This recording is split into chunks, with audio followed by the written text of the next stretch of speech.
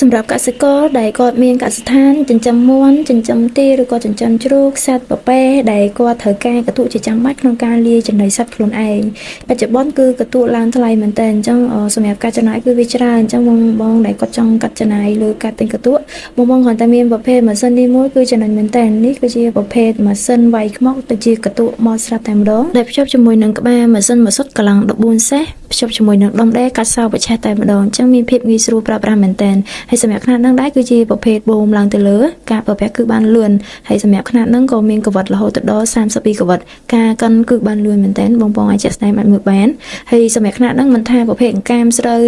ពោតអីឲ្យតែជាប្រភេទខតធនជាតិយើងអាចកាន់បានទាំងអស់នេះជាក់ស្ដែងបងអាចមើលបានគឺការកាន់លឿនហើយមាត់តែម្ដងអញ្ចឹងបងចង់បានមាត់ចង់បានគ្រឿងអីអាស្រ័យទៅលើការដកដកកញ្ឆេងអញ្ចឹងសម្រាប់បងប្អូនដែលគាត់មានចំណាប់អារម្មណ៍ចង់បានប្រភេទម៉ាស៊ីនខ្មុកខ្លួនឯងអីអាចទៅមកកាន់ក្រុមហ៊ុន Mintek Power 2 យ៉ាងបានណា